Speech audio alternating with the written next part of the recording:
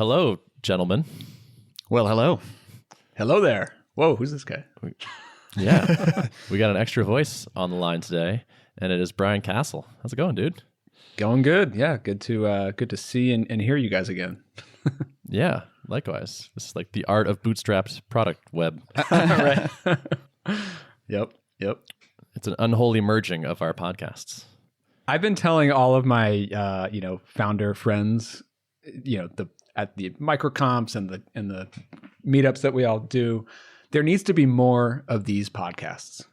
Two bootstrappers just talking about what you're working on week to week. Like, it will be so boring and uninteresting to most of the world, but to our circles, this is great. Like, I love tuning into this stuff. Yeah, likewise. Your guys' show was definitely one of the inspirations for when we were kind of thinking about format and the kind of like the format we fell into on Giant Robots before Art of Product came to be. I find myself drawn to the kind of the updates parts of shows, even ones like Rob and Mike's podcasts that are not fully updates. Like, that's my favorite part of the show. So, thanks to you guys too for helping like pioneer this format. And I agree. I think there needs to be more. You can call it pioneering, but we we started by trying to have a topic and try to make it quote unquote useful to people. and then we kind of just got lazy with that. We were just like, we don't want to spend any time planning. We don't want to spend any time like researching or prepping. We just want to get on the mic and talk. And we kind of just kept doing that.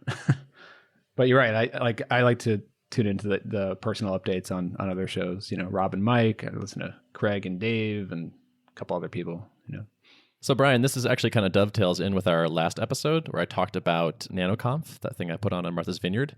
You were one of the attendees, and I thought maybe I'd quickly get your impression as an attendee, like how that was and what you thought about it. Yeah, I mean, I told you when we were there, I loved it. I thought it was great. It'd be great if you'd have me back, because I'll go back for sure. I mean, I love these small conferences. I'm all about them now. I can't get enough of them. And my buddy Brad Tunar and I started Big Snow Tiny Conf. Man, it must have been like 5 or 6 years ago now.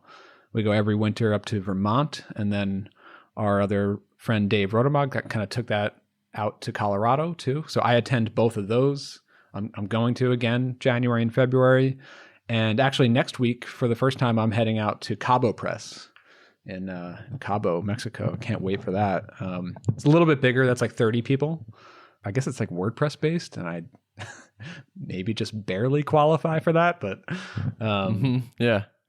The thing I like about these things, and the reason I wanted to try my hand at it, is I feel like you get a lot more, like you just have so much more time with people. You can really build relationships with people and like go deep and talk about things over like the course of several days, as opposed to like a pretty like light interaction at a normal size conference. Is that also what you dig about it? Yeah, absolutely. And the great thing for me is that a lot of the people that have been going to these come back every year. So David and Chad have been going to Vermont like for the last 5 or 6 years. So we know each other well, and we're getting a deep update, but it's also like we've seen our businesses progress a lot over the last few years. So it's been pretty cool.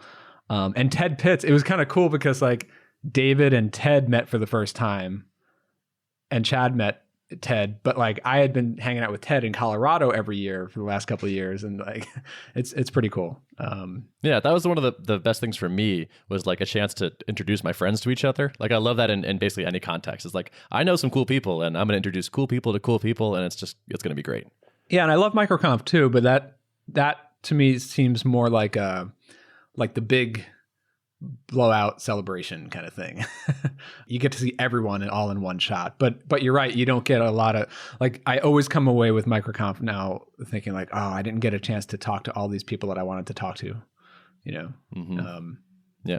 I would say the only downside of these things is, or of the smaller ones, is that I can't, it went really well this year, but I can't like invite 5 times as many people and have it have the same feel. Where it's like, that was great. I want more people to experience this, but this basically depends on other people also picking up the torch and being like, all right, I'm going to have my own 8-person retreat or 10-person, whatever. Yeah. Yeah. Kind of think of it like the Venn diagram, like as long as they kind of partially overlap, you're kind of extending this network, but, still keeping them small. Yeah. It is that like 8 to 10, 12 people is a good size. Mm-hmm. I guess I'm implicitly trying to get other people to do this I'm thinking about actually writing a post about just how I manage the logistics, because there honestly weren't that many. It was pretty straightforward, but I would love to see more people do this. So maybe having some notes on just how it's actually not so hard would be useful. It's really pretty easy, and it's so affordable. I mean, when you get a group in an Airbnb, I mean, it cost us for Martha's Vineyard, it was like what, like $300, something like that. Like, yeah, it was under 300 for like per person for the Airbnb part. Yeah, and the ski and snowboard stuff that we do is like $600, $700, and for like 2 days of like lift tickets included, Airbnb included, food. It's a really good, good deal. All right, well, we have to do that. Make more comps in the world. I'm for it. So let's start some updates. I can actually get started. I just shipped a thing just now. It's not fully shipped, but it's in the world now. It's on the internet. So I've been working on this pair programming guide for the last week or two, and it is up now. It's at tuple.app/pair-programming-guide. There's a few posts on there, and it's finally out in the world. And I'm excited to start like promoting it and adding way more to it. I'm just taking a look at it right now on the air. So we talked about this last time, how you were going to try your hand at designing. So how did that go? Did you do most of the design work on this? I did. So I got it to a point where I basically liked it. And then I actually did a call with Adam and was like, hey, man, like, can you just help me with this a little bit? And so we did about an hour together where he made some tweaks and also helped me with some CSS stuff and some Tailwind stuff. And we actually recorded that and put it out on Adam's YouTube channel. So you can actually watch that session. But we didn't make any huge changes. I was like pretty happy with where the design ended up. I'm like psyched to have like the first thing that I designed be on the internet. It's pretty exciting. I heard you talking about design and CSS. I was listening to your episode actually this morning. If you ever need an opinion on like from a designer CSS person, that's been me for the last like 10 years. And I actually just did that for my friend Craig the other day. He had a landing page that he put together, or like I guess his designer did. I did a Loom video for him. I just love to do that kind of stuff. Nice. Yeah, I'll definitely take advantage because of that. That's where I feel more comfortable is CSS and making things look right and come across right for a marketing page or whatever, or a web app. But I'm going to need to pick your guys' brains probably on like Rails stuff and JavaScript, and that's where I'm a hack. So totally. Well, I'm happy to trade that kind of knowledge back and forth. It's useful for everyone. So yeah, so that's out there, and like that's just sort of like probably going to be more or less the top of funnel for like the Tuple world. I don't know exactly where it's going to fall, but the gist, of course, is build the audience. Like start establishing some expertise, start getting a group of people together that care about this stuff, and maybe one day offer them a tool. But it's interesting flipping into like marketing mode, writing mode, design mode. Like I hadn't been in the zone for a long time so deeply as when I was like working on the design like all day or like writing all day. And it's interesting to feel my brain, those parts of my brain kind of clicking back into gear. It's very different than what I had been doing. It's tough. It's really helpful when you're focused on one thing and you have one role. But I mean, for so many of us, we're doing everything. Even when you have partners. I mean, you're lucky that you have partners. But even so, like when you're in startup mode, there are so many different things that need to happen all at the same time. Marketing work, whether it's writing or whatever else you might do with marketing, like putting together funnels or emails or thinking about ads or like all that kind of work is so different from building product and designing product. Like it's such a different part of your brain and like set of actions that you need to do. It is really tough to flip between the two. Yeah, the writing in particular felt like it took me a long time for that to kind of come back up. And I still don't feel like I'm back. I don't think I'm at full goodness yet. One of the posts on there is the case for pair programming, where I'm trying to make an argument for why it's worth doing. And the version that finally made it up there is like version 3. I threw away several entire drafts that I just like hated. I wrote all this stuff that I just had to nuke. It's like it's taken a while for me to get there. That might just be part of the creative process. That might just be how it's always going to be. But that's where I'm at right now. Yeah, I've found I've done the same thing, authoring blog posts or whatever. Like sometimes it just feels like a slog, and I'm like making 10% of the progress that I could at other times be making. And like, I'll come back and read it, sometimes just scrap it entirely. And then in the span of 5 minutes have 5 paragraphs written. That's like way better than what I spent 2 hours on the previous day. It's funny how that happens. And you encounter like roadblocks in programming too, but they're usually different. Usually you can overcome them by either looking at Stack Overflow or something, or just switching gears and coming back to it. But with writing, it's harder you can't really hide behind anything, So true. Yeah, the thing I noticed myself doing, I'd say maybe one downside of having done this design myself is I'll start writing and I'll get blocked and I'll be like, I should really fix that little sidebar. And then I'm just like, I'm off in CSS mode and I just keep getting distracted by these little visual things because I want to be distracted because the writing is going poorly. Right. Yep. Happens to me all the time. My big challenge with writing is always like, I tend to overthink it and then I start to write way too much and it's just the post is just way too long and I need to boil it down. And then even like, it's almost like once you write too much, it's even harder to pare it down. I wish I just started with a simpler idea, and it's definitely, and sometimes you do. Sometimes it just flows right out and you can write it in 20 minutes. Other times I spend like half a day and then I end up trashing it anyway, Mm-hmm. There's this phrase I like around writing. I don't know who said it, but the advice is kill your darlings. So it's like, even if you have something you wrote that you really like a little turn of phrase or a paragraph or whatever, like sometimes you have to nuke it to make the thing actually good. And I was struggling with that big time on this thing I was trying to write. And so I actually at one point just said, all right, how do I write this post if it were just 3 sentences long? And so I wrote 3 sentences. And it's like, okay, now what would I do if I made it 3 paragraphs? And then I made them 3 paragraphs. It's like, okay, what if I had 3 longer sections? And that is actually how I ended up. My final post actually is that. It's like the argument for pair programming in 3 sentences, 3 paragraphs, 3 sections. And I don't know if that's a good like writing technique or like, I don't know if it works for the whole post, but just that like forcing myself to bring it into a little small version really helped clarify my thoughts. Yeah. I've heard Jason Fried he's talked a few times about how he wants to teach a class on writing and the whole class would be like the first assignment would be write 3 pages. And then the second assignment is like pare that down to 1 page and then down to 1 paragraph and then 1 line, and that's the whole class is just editing it down. Mm-hmm. Actually, speaking of Jason Fried too, I remember this was like a few months back, he like live wrote he writes for Ink magazine, I think, and he like authored it on a screencast and like talked through his writing process. That was pretty interesting to watch. I kind of skipped through different parts, but it's cool to see someone who's such a good copywriter crafting their sentences, and they'll write stuff just like the rest of us that sounds, poorly worded or just sounds awkward. But just to see him iterate through it and go back and clean stuff up was kind of just interesting to have a fly on the wall view of that. That's amazing. I mean, I'm trying to work in public more, but I would never do that. You'd see a video of like me staring at the screen for like an hour. I feel like this is becoming more and more of a thing. Like I see more and more people live streaming their coding sessions and whatnot. And like Adam did ours, but we recorded it, but we didn't live stream it. I agree. The writing, I was like, I just don't think this is going to be good television. But who knows? People watch things that surprise me, so maybe I should try it anyway. Right. I've struggled with that too. I mean, because I did some screencasts early on, and I've lost momentum on that just because I find myself getting in my head about it. Like, I don't want to like bumble through this too much. I want there to be some cohesiveness to this, and so I end up like there's just enough of a roadblock for me not to do it. But I should probably try to do it more often, just because I think I've gotten good feedback from every time I've done one. There's been several things over the last couple of years where I have this idea to build some sort of product or some sort of piece to put out on the web somewhere, and then I always have like the secondary idea is like, oh, I should document the making of this and release that, and then I try, and then it's just way too much work and it's not any good, and I just trash it.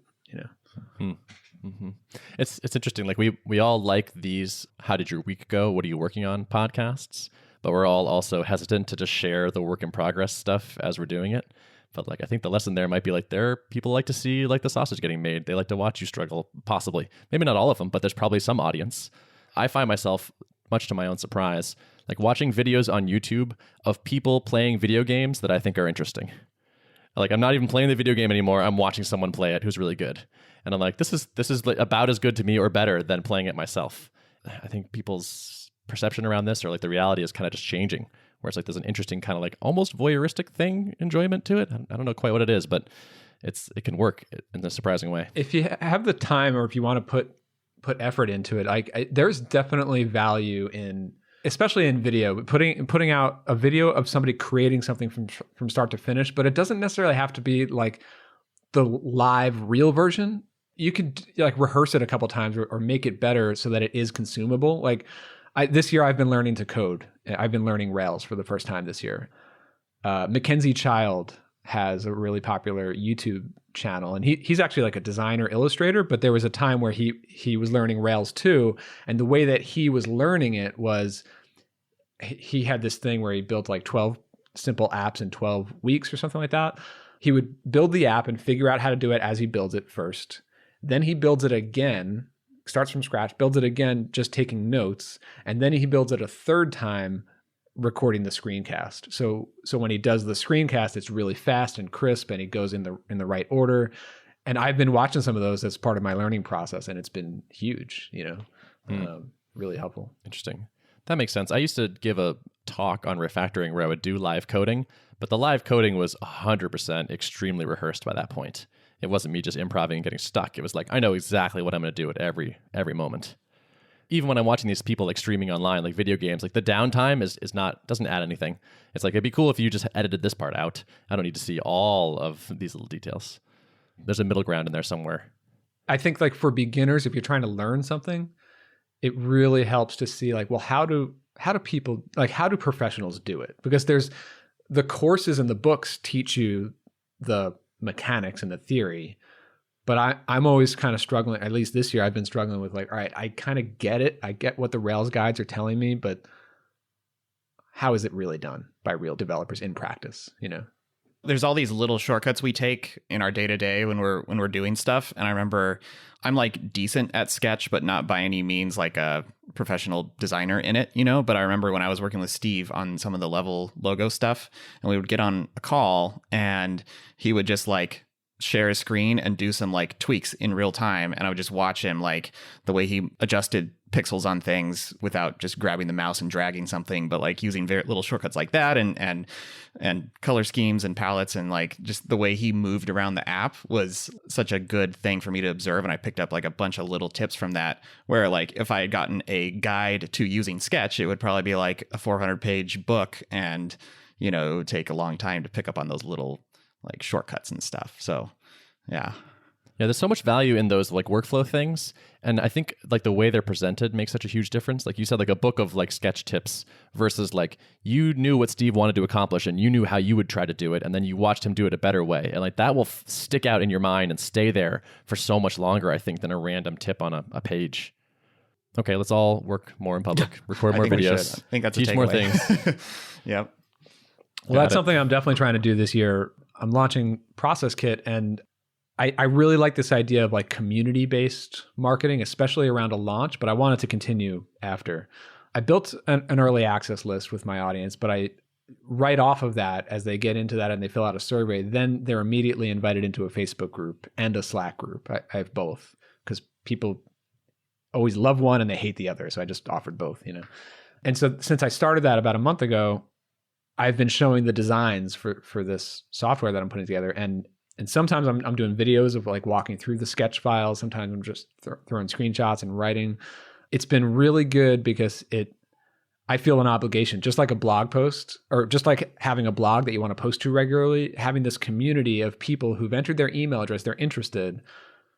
I need to get something to them every week, just even if it's just a partial screenshot. Like I need to post something to this community to show some sort of progress. And maybe it could be a little bit more raw than what I'm posting. I'm posting mostly like finished concepts, but I guess it just forces me to show something. And I am getting a lot of good and helpful feedback through these channels. So it's really helpful, and I didn't do enough of that in my previous products that I would get like some initial validation and conversations and stuff. And then I'd go on a hole for like 8 months and not have feedback.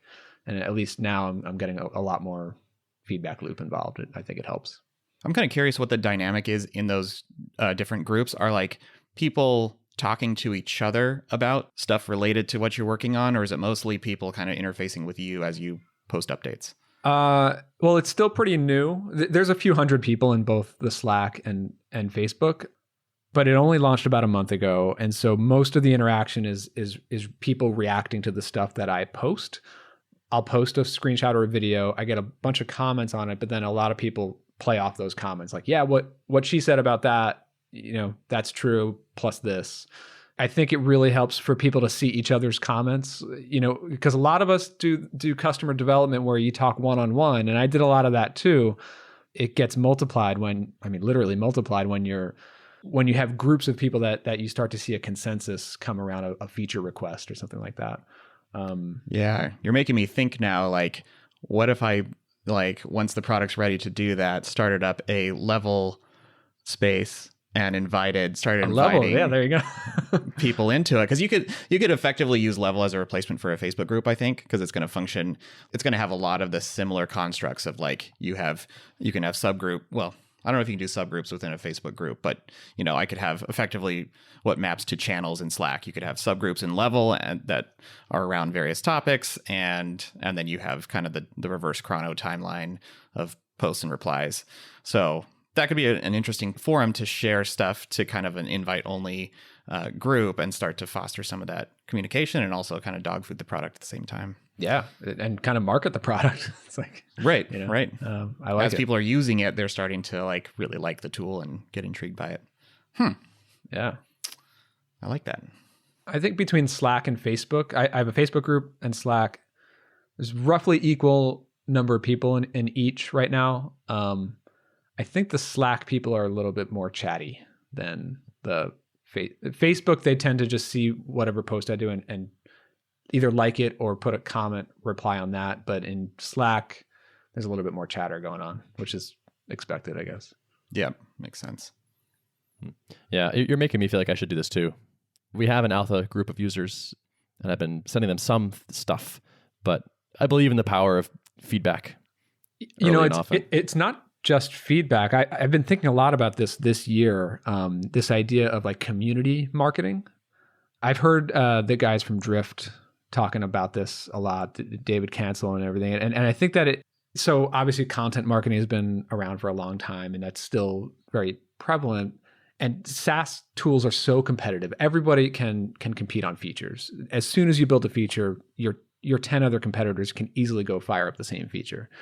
So you can't really compete on features anymore. And you can't really compete on price.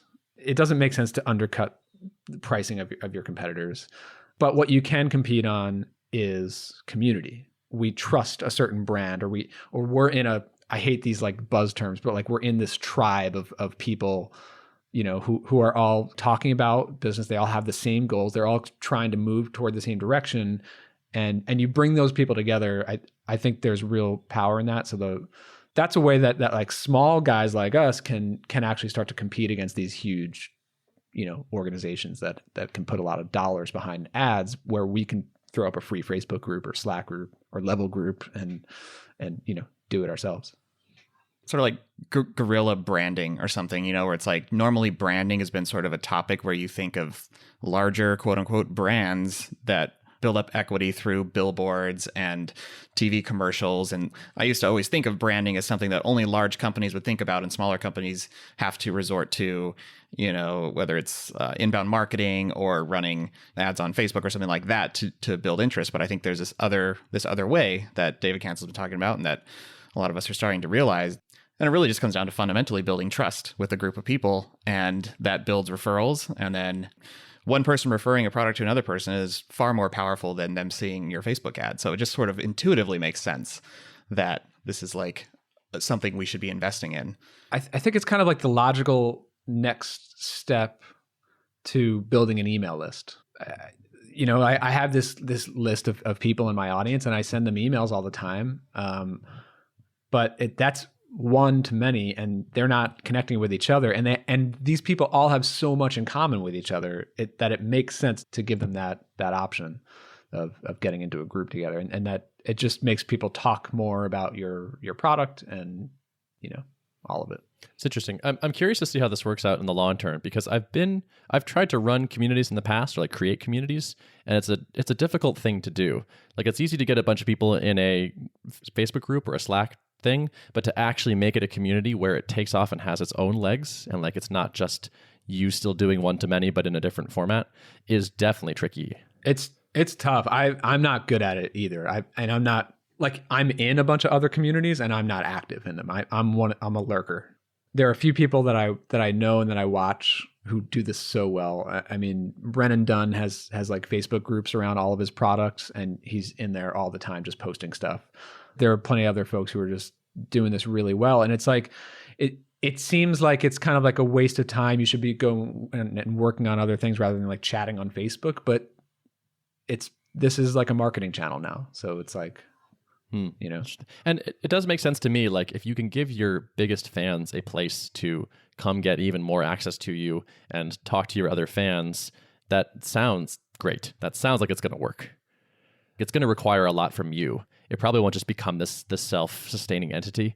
It'll always be kind of like the Brian show to some extent, and you'll need to be giving it a lot of gas for a while. And you see a lot of the kind of the cheesy tactics of like, hey, every Tuesday post your favorite thing about whatever. Like, but I think you can just post like behind the scenes, something that you're working on, something that you're thinking through, and what do you guys think about this idea, or have them like vote on something like, hey, we're thinking about option A or option B. Which one do you like better?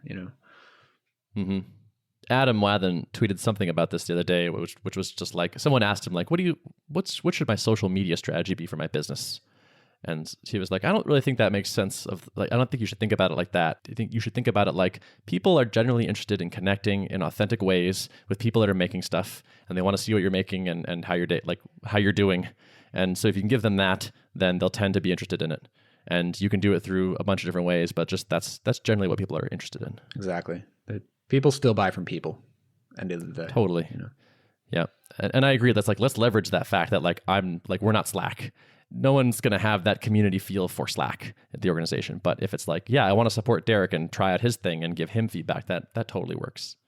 So Brian, you're in an interesting situation right now because you're building this SaaS app, and you've worked in the past with hiring other developers.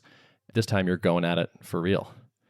Yeah. So well, not for real, but you're coding yourself, I should say. Yeah. Well, now I am. I've been kicking this around a little bit for the last couple of weeks of like how I should get this new SaaS product built, both short term like an MVP and also like long term. Like I'm starting a software product. I need some software expertise in the company here. So yeah, like you said, in the past I have outsourced the back-end development. I've always done the front-end stuff. I've always been a HTML, CSS guy, and a little bit of a hack with JavaScript.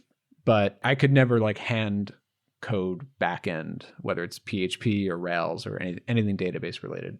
So this year I spent the first like half of this year, still even today, is trying to learn Ruby on Rails. And I think I've come a long way with that in just the last couple of months. I could build very simple apps, but I'm extremely slow. I'm in Stack Overflow 1,000 times a day. But it's fun. I've actually been able to, and it's been fun to kind of shift out of like founder, marketer, builder, like move fast into like for a while, just take it slow and learn, go through some courses, some books, some practice projects. And that's been kind of fun this year. So I've been doing a lot of practice projects with Rails. Now I'm ready to start this real product. And it's not a simple product. It's pretty complex. I was talking to one guy about potentially partnering as like a technical co-founder kind of situation. And we talked for a couple of weeks. He's actually my coach for Rails coding. And we and I still meet with him weekly to talk Rails code, and I'm learning a lot from him. For whatever reason, our talks ended up like he doesn't really want to commit to this sort of partnership. He wants to focus on his current business and whatnot. Totally understandable. And I talked to a few other people in my audience, but didn't get as far down the road with that. But I did like the idea of, hey, maybe I should find a technical co-founder for this. And I'm still very much open to that idea. I kind of expect that at some point I will bring in some sort of CTO type person to work with me on this product or at least this software company that I'm building now.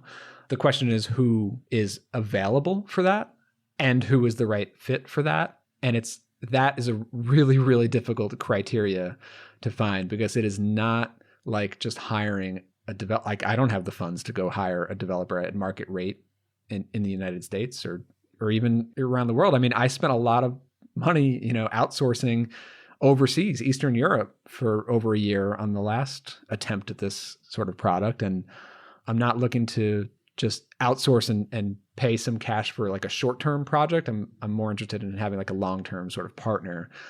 But the problem with that as a self-funded startup is the only type of person in a situation that really works for that is like somebody who's really experienced and has the credibility, the chops to be that level of a developer. Like they're not a beginner, right? You need someone high level. And B, you need someone who is probably coming off some sort of exit. Like they've sold a business, they have some savings, and they have a lot of time to devote to a startup.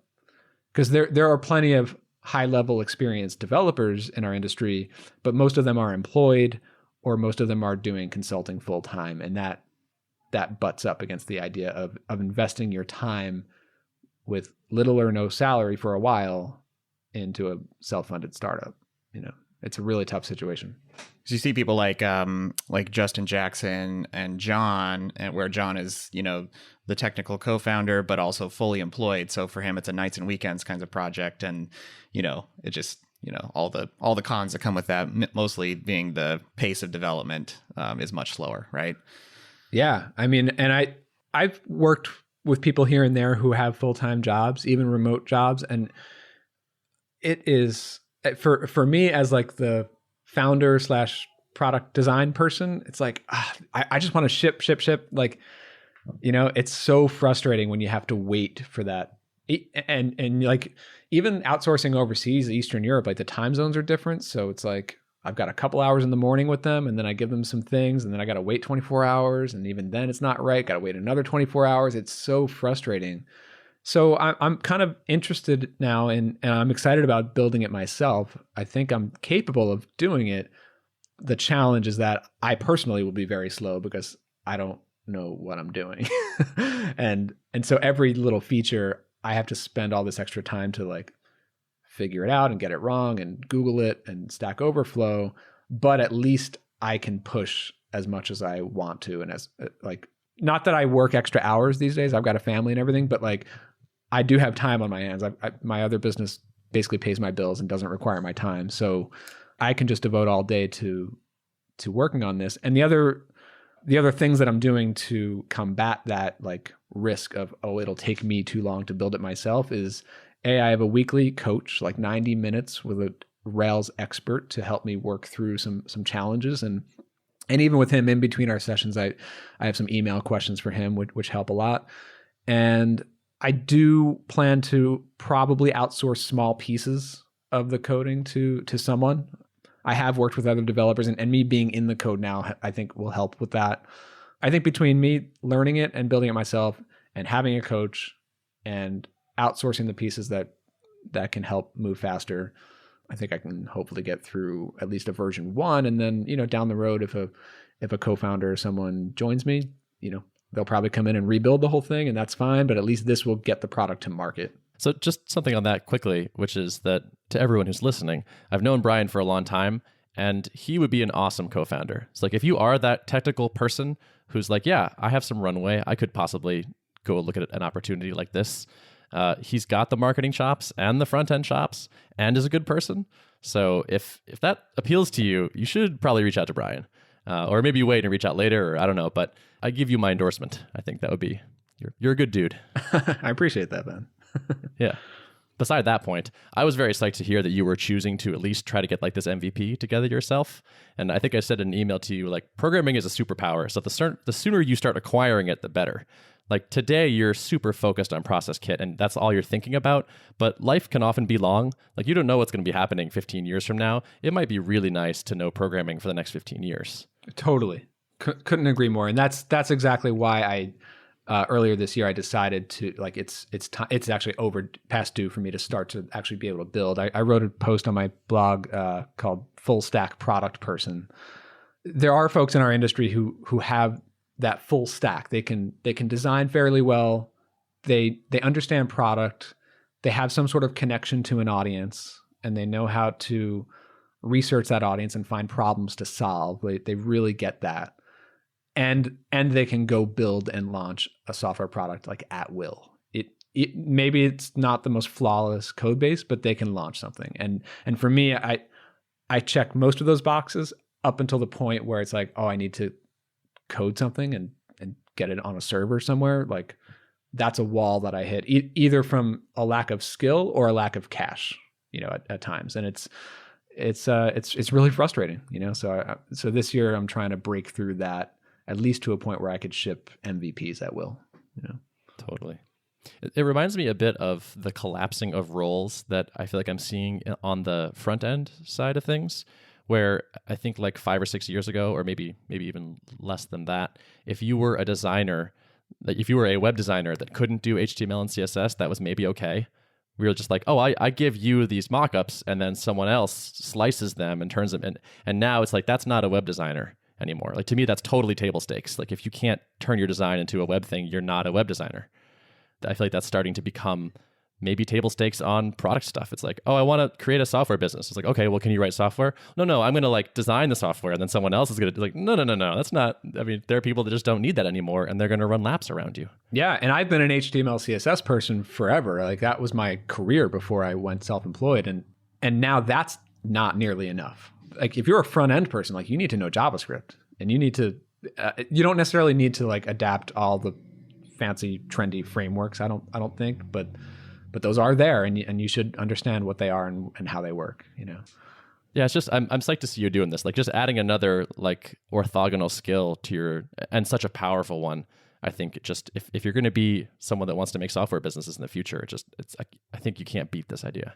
I feel like this could be a trend. Like I'm starting to see more and more people talking about, or non-technical founder types getting more and more interested in learning some more programming. And I think it's really exciting because I think it's a lot more approachable than maybe it appears from the outside. Like programming just looks like such a black box of like complexity, and there are a lot of moving pieces to learn about. But I think frameworks like Rails kind of make that experience relatively nice compared to how things were 5 to 10 years ago. I'm curious to hear how has your experience been? Has it been harder or easier than you envisioned?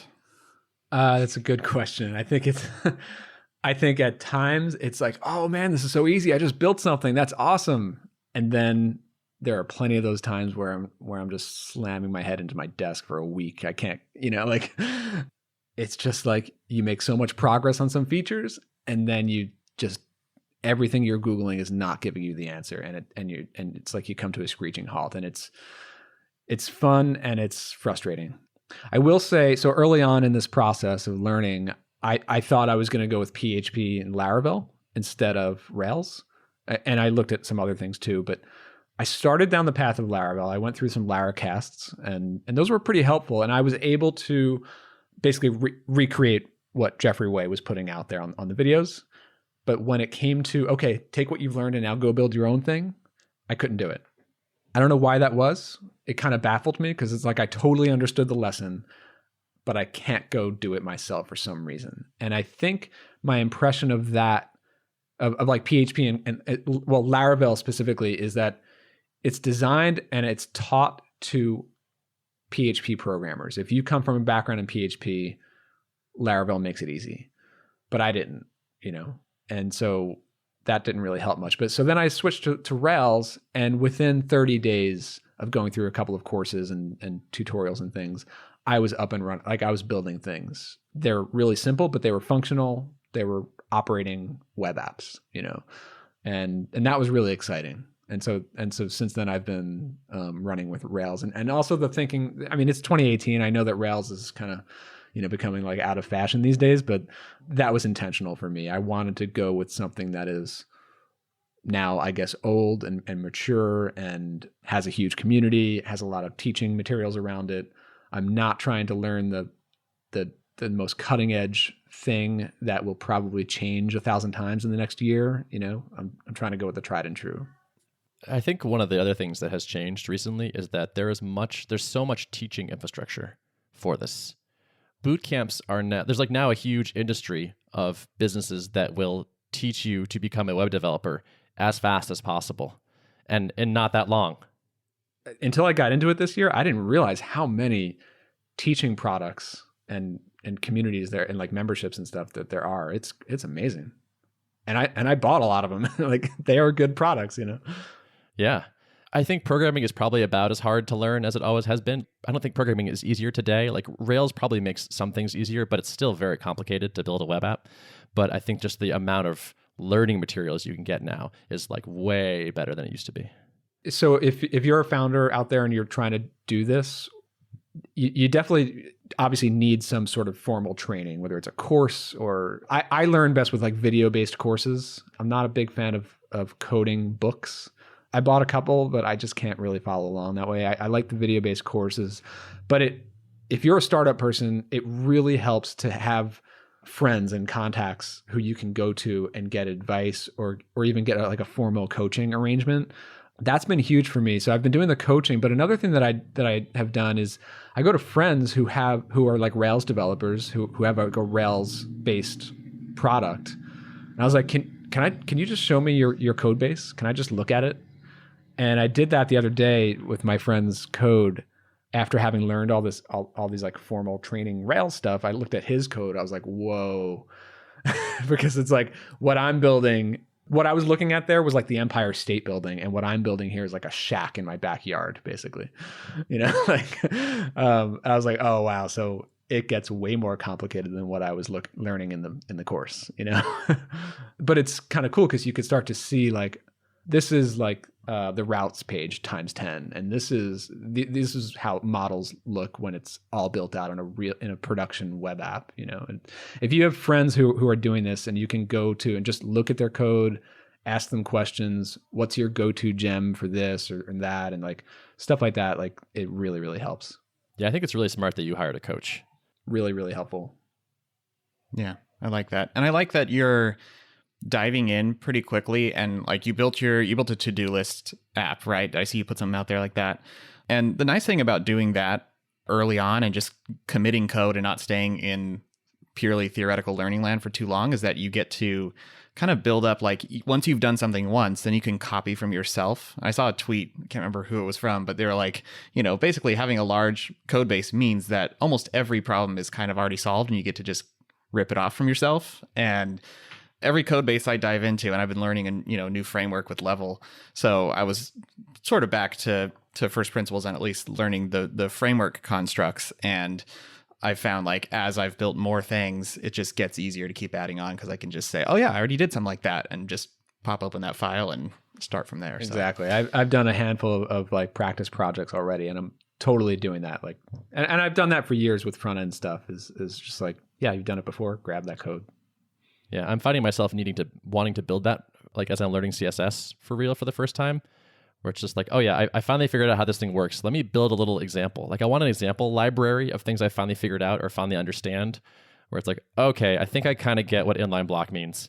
Let me like whip up 3 examples of that so I can come back to this next time. I've been actually a little bit out of the game with HTML and CSS because I've been so focused on like building businesses and stuff that like I'm just recently kind of coming around to things like Flexbox and it's like, oh my God, it's so much easier now. Like, yeah, I mean, I remember like I used to work at a company where I was working on the websites for like AT&T and Pepsi and these like big brand names. You have to get these websites to work in IE6. And it was like table-based layouts and like spacer GIFs and all these like old, just kids listening to this have no idea what I'm talking about, but like, it's so much easier now, and I feel like new developers need to be educated about like, look, it wasn't always this way. Like, I don't know. I don't know. I don't think you're going to get anyone to appreciate that feeling. Yeah, I guess not. It's like you kids these days, you should feel grateful. Like, okay, yeah. Okay, old man. Right. Unless you try to design an HTML email, then you can get to experience a slice of the 90s, Yeah, I'm sure you know that all too well, Derrick. Oh, yeah. One thing about learning to code and working with a coach though, and friends and getting advice, like real world advice, is I don't think the courses and the books these days do a good job of teaching, especially if you're a founder, you're trying to learn to code to build your own products. They don't really do a good job of like getting straight to the point, giving you what you need to know, and telling you, look, you don't really even need to worry about that part for now. the courses want to teach you everything. If you're trying to build an MVP, you need somebody to tell you like, this is probably your fastest path from A to B and give you that roadmap. That's a long roadmap though. Yeah, it's a long roadmap, but I mean like along the way, like you'll need to learn all this stuff eventually, but for me, it's about speed. I'm trying to learn just enough to get to the next step. And that doesn't necessarily mean cutting corners, because it's learning as I go, right? Like I was learning like testing in Rails, how to get up and running with writing tests for all of your features and everything. And it's like, just tell me like what is the go-to gem to like, should I use like Capybara? Should I use like, what am I using? Like, and what's like the go-to method? And just tell me like a good way to do it. I don't need to learn the 5 different methods that different developers use at different times. Like, just somebody help me go faster, and like things like that. I imagine myself creating a product like this because I've built a number of SaaSes in Rails now, but it's like the list of things I feel like you do need to know is pretty long. Like I have trouble thinking of how would I make a small course on building a SaaS in Rails that is still useful. And maybe it's possible, but it sounds tricky. It'd be hard to pare down. It is tricky. I've seen a bunch of courses. Like I took a couple on Udemy, and they're kind of like project-based teaching, which is good, but they still just cover a lot of ground, and I'm trying to move a lot faster. But playing the video at 2x speed really helps too. Oh God, yeah, that's essential. Yeah, I'd be curious to hear if, as you encounter these things, like what the parts are that you wish they didn't teach you. Like, where are they wasting the time? And maybe you can't answer that now, but just that'd be interesting to think about. Like, I wonder if that will come back and bite you, or I wonder if it truly is superfluous. Yeah, it's hard to know off the top of my head. I don't have it in front of me, but I feel like when I get a lot of these Udemy courses, I do skip around a lot. I look at the table of contents and I can start to, especially having learned a bunch already. Like I know, like, all right, I've already, I get that concept. I just need to get to the part where I can build a user model in this way, like what, and get what I need to do, like a means to an end. And the end being, I know I need to build this feature by the end of the week. What's going to get me there the fastest, You want a cookbook or something. Yeah. But it's really just projects, just try to. The other thing that I'm finding right now as I'm transitioning from like practice projects to a real product, with the practice projects, it doesn't matter what I put into the code. So, because it's just a practice thing. I was kind of learning and taking it slow and putting a bunch of garbage code into the project just because I know I'm going to throw it away anyway. With the real product now, I'm actually going slower to really try to understand what's the best strategy for each of these pieces, and is this really going to bite me later? And these are kinds of things like that. I just had a coaching session yesterday. I haven't even started coding the new thing yet. I'm just planning out the models and the relationships and walking through the designs and having my coach kind of talk through or help me think through some of the relationships and stuff, before I even dive into the code. When I make an app, I don't ever do that. Like, I never sit down first and make the schema, but you're the second person that is on the newer side to building Rails apps that I've seen, like, wants to get like the full schema sort of laid out and thought about. And I don't think that's wrong, but I also think, like, what I'm hearing you say, there's a little bit of this assumption that, like, if I do it wrong to start, it'll be really hard to change, or I'll have like really screwed myself in a certain way. But that's kind of one of the best things about software, is that it is malleable forever-ish. You're going to screw up your schema and your code, and you're going to do like bad approaches, like despite all your best effort, because often you won't even fully understand the problem, or like you'll actually try it in the browser. You go, oh, this actually, I don't like the way this works after all, kind of thing. So I wouldn't like sweat that too much, like that sort of design up front mentality. Yeah, I definitely hear that. And I'm guilty of that all the time. I'm just trying to perfect something that I know is not going to be perfect out of the gate. And I'm just going to have to go into it knowing that I'm going to write a bunch of stuff and then delete it and write it again. But at the same time, it's like, it's speed. I'm trying to build an MVP. I have a list who's waiting for a product and they seem pretty excited about it in these Facebook groups and whatnot. And whatever I can do to avoid spending a month going down the wrong direction could help. Yep. I think getting some sanity checks from a coach is a great idea. But I think it might just be a little bit like the writing we talked about, where sometimes you just have to write that crappy first draft and then be like, nah, that's not it, and throw it away a little bit. there may be a little bit of this where it's like, despite your best efforts, focusing on trying to make it as good as possible the first try will not end up making you much faster. Well, this other idea, and I think this applies to coding as well as design, marketing, anything. I love this idea of plan first and then execute. And that's not to say always stick to the plan. Like, the plan will always change. But I really like the idea of get the plan figured out, all the key decisions basically made, so that those are out of the way. And then you can spend the next while just going down the list, execute. And as you execute, you're going to change. But at least you don't have to stop after every step and be like, well, how should I do this? Or how should this be done? And then you get into a whole rut of like all these strategic decisions. At least if there's like a default first plan that was already in place, all right, let's just go with that and just keep moving forward. I've been more and more working in that pattern for the last couple of years. I think it really helps. Like, I write a lot I have like a business journal where I'm constantly just kind of game planning out, like, all right, if I'm going to launch this, what does a rough plan look like? And what are some key strategic decisions that I can just get down on paper first, so that if and when I do this, I kind of have a roadmap to just go.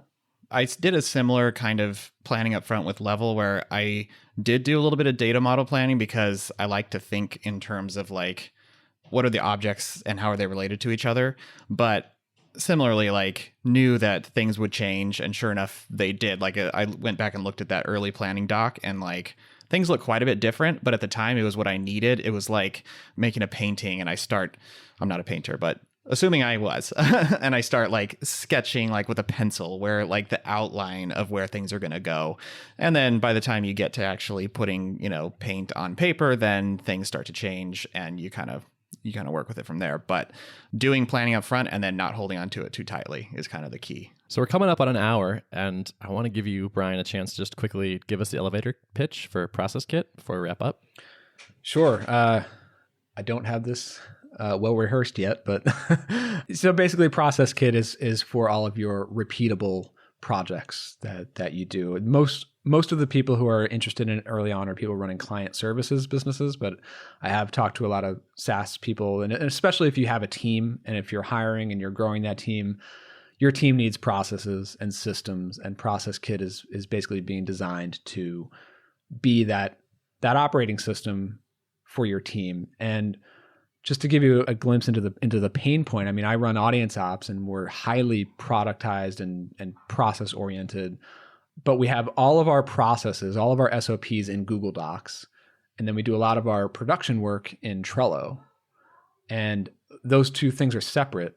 So how we do things gets kind of siloed from our checklist of active projects. And the idea with Process Kit is that we're going to merge those two things together. So at your fingertips, as you're working on projects, as you're sending things through your production line or through your pipeline of work, whether it's client projects or leads or anything repeatable that you're doing, proposals, hiring people, growing your team, whatever it is, blog posts, marketing stuff that happens repeatedly, all that stuff follows a consistent process. Think of it like SOPs, but also like a workflow, like an automation workflow that can have branches and decisions and automation steps, and just trying to make all this repeatable work even more predictable, so that you can program your team, program your business to run in a way that's very predictable. And again, it gets people out of that rut of, oh, wait, something's different. What do I do in this situation? They go ping a manager, they escalate a question, and then all progress is stopped. Process Kit is hopefully there to say, oh, we've documented that and we've accounted for this scenario. This is what happens, That was not an elevator pitch, but that's a long elevator, escalator, something. I'm psyched to see this, because like when I talk about you to other people, I describe you more or less as Mr. Process. Like, I feel like no one has thought about this quite as much as you, or like had as much hands-on experience with this kind of like ruthless processification of things. So I think you have probably a lot to contribute here. Yeah, I think there are a lot of businesses. I know there are a lot of businesses who really rely on documented processes and systems, and there are a lot of people who don't.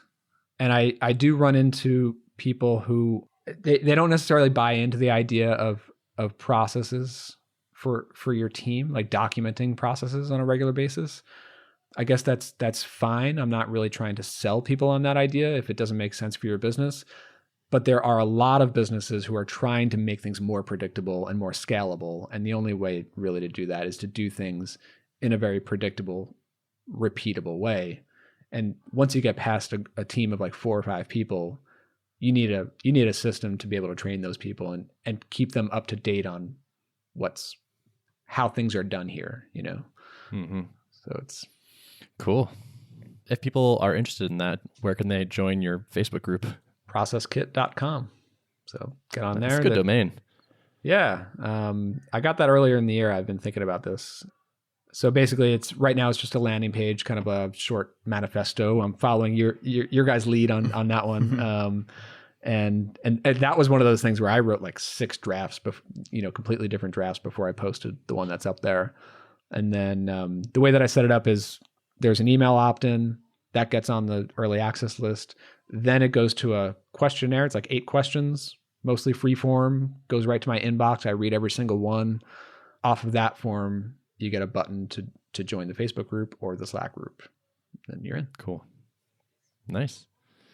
Awesome. Anything else we should cover, Mr. Derrick? No, I think I'm good on my end. Okay, cool. Show notes? Show notes can be found at artofproductpodcast.com. And I have some new show artwork that I just rolled out. And yeah, there's some more changes, some more like kind of freshening things up a little bit now that we're over a year in. So watch out for those changes coming. Nice. Awesome. Well, thanks for being on, Brian. It's good talking with you. Yeah, thanks for having me. I've been really a fan of the show. Love what both of you guys are doing. Excited to hear more updates about Level and Tuple. Awesome. Thanks, dude. Thanks. Have a good one.